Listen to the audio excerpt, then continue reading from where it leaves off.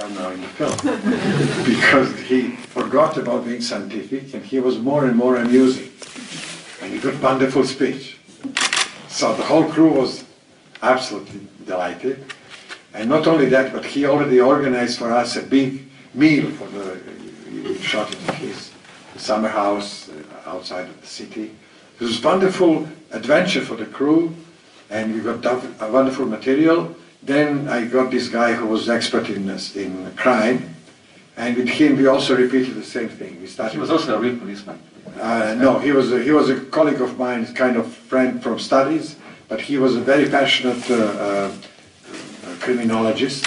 He was actually a doctor in legal. He studied law. He actually taught at the crime academy.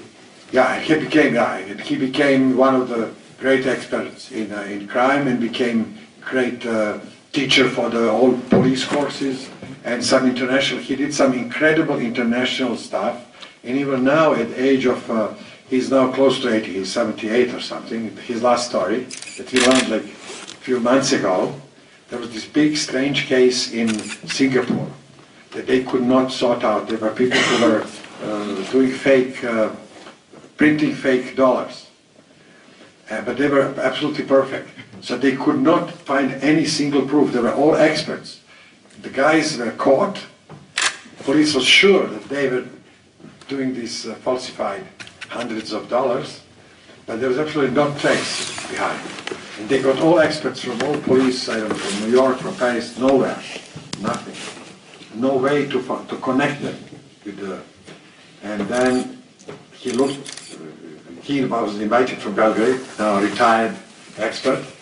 He flew to Singapore and looked around and he said that he wanted how to call breeze. You know, when you get in the medical to take a sample. From somebody's ear or from somebody's nose. So he said, God just thinks from their noses and from their ears. And they got it, and there was some green color of money.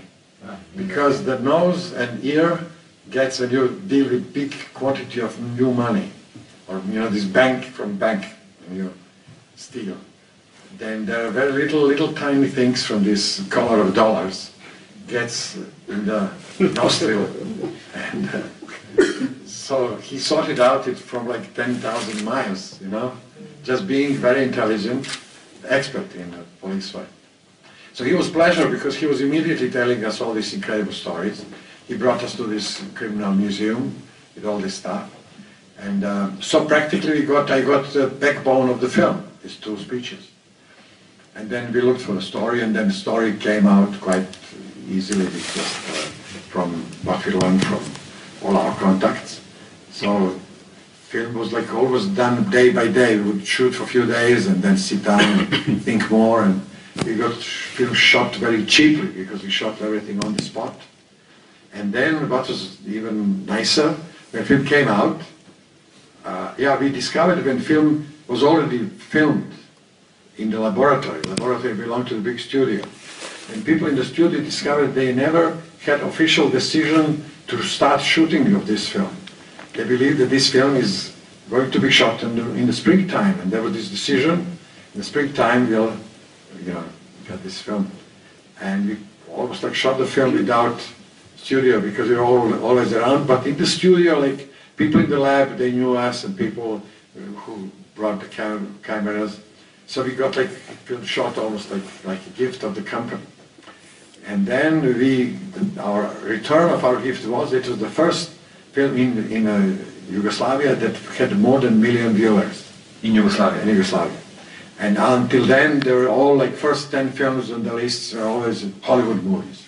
Then domestic films were like 15, 20.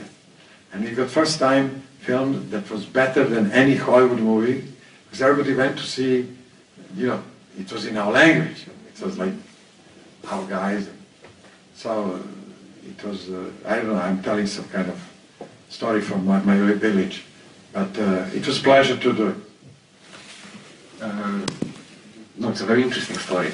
But everything you said now, the way you were shooting the film, this almost improvisational approach, I think one very important thing that when we watch your films is that we get a sense of playfulness out of them. It reminds me of a quote by another important Serbian director, Karanovic, who said that filmmaking should always be a game.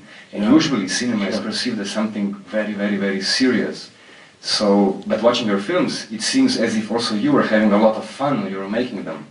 But today when people, when in film circles you mention the name of Makavejev, everybody jumps up, it's like a Paulo reflex, they say, subversive, anarchic, political. Were you, when you were making these playful things, aware that you're making something that will cause such strong emotions also in a political Not sense? at all, no. We just, our dream was, because we were just, from university, just making amateur films before, and some documentaries.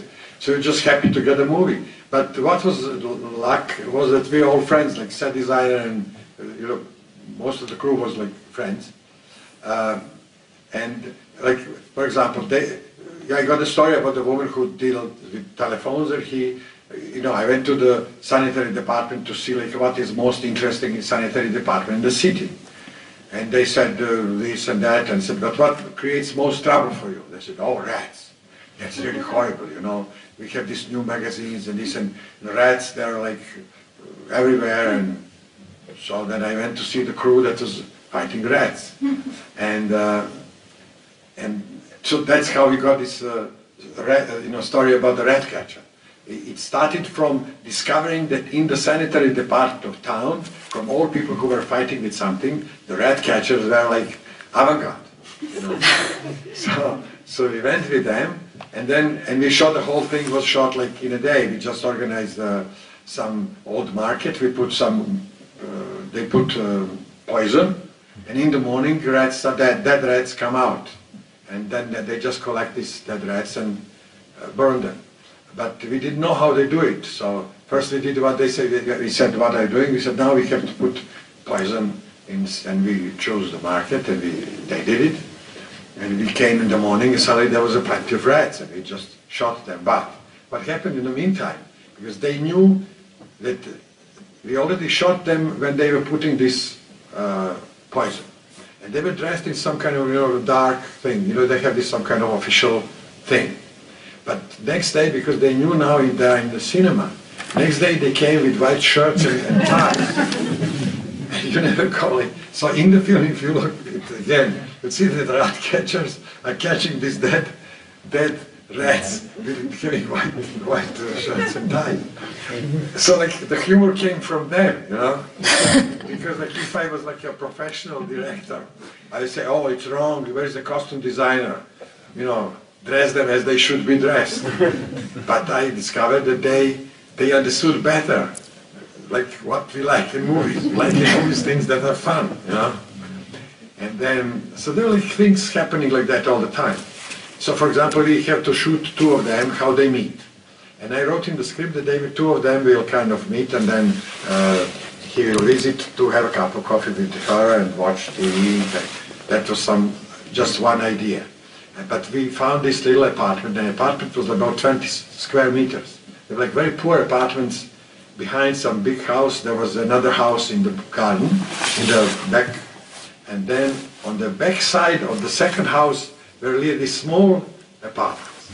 So front house on the street was bourgeois apartments. Second one were like for people with less rich. And the third part, it was like a second yard, where she lived. It was these small apartments. So we chose one, and then all these apartments were without water. And they would like bring water from the well or from some other place. So we immediately decide to bring a scene with a guy who will install the water. And then she can have a shower, and they start living together. What happened is that like 1 month after we left, on all other floors, the same guy who was working with water installed this boiler. So we were like constantly talking with people when we go somewhere, So we have to do her cooking the coffee, and then she was supposed to sit. They should have to watch TV. Later we decided to put Eisenstein or Zigavertov on the the screen. But for the shoot, the story was about her just bringing this cup of coffee and then they being like both from poor background, but living in a big city. And they're both from somewhere. She's from the north, from some kind of Hungarian part of country, and he's from the south, Muslim. So they are trying to be as urban as possible, so they both behave a little more like educated people. They are polite to each other and they have this behavior. So we got it all, actors knew how to do it. And when we came to shoot, it happened that the thing for the réchaud for cooking, how do you call it? Water? Stove didn't work, broke. It was not, electric stove broke. And then I was calling prop men to come and, or electricians to do something. And she said, but look, in my home, when she was a student, I was always using the iron if something happened. I said, how do you do it? And she said, we found an iron and she did it. And so we included this iron thing in the story. That is much nicer. Now there was another thing that I liked, because in these poor homes, very often they would have Tito's picture on the wall. You know, like you have a president's picture in poor homes, in all countries actually. So the idea was to have a Tito's picture that she would like take it off and use it as a plate. And then somebody just told me, look, let's have something normal. So we got something else. But she takes it off the wall. And so they have this coffee. And of course, and then the whole scene was like much longer than normal. If they drank coffee, it would be very short.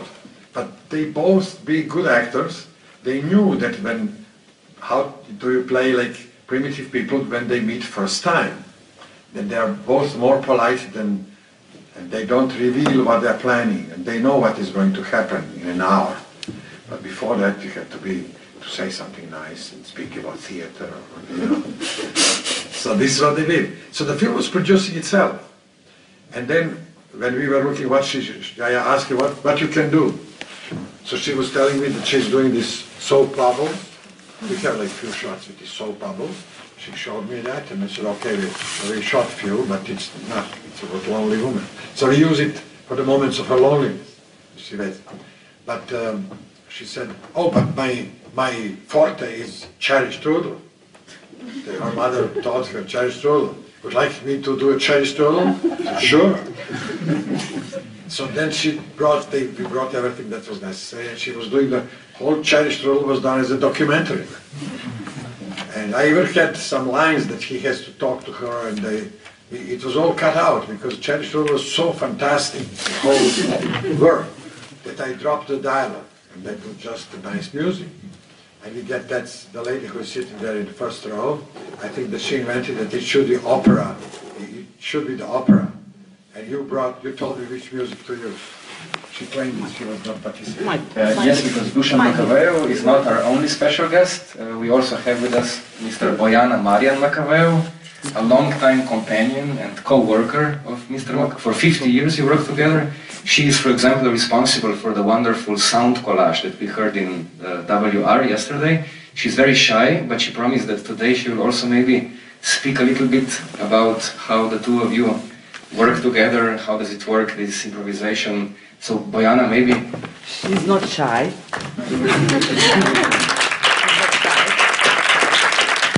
But she's too very nasty, that's So you'll get back immediately. It's a nightmare to work with him.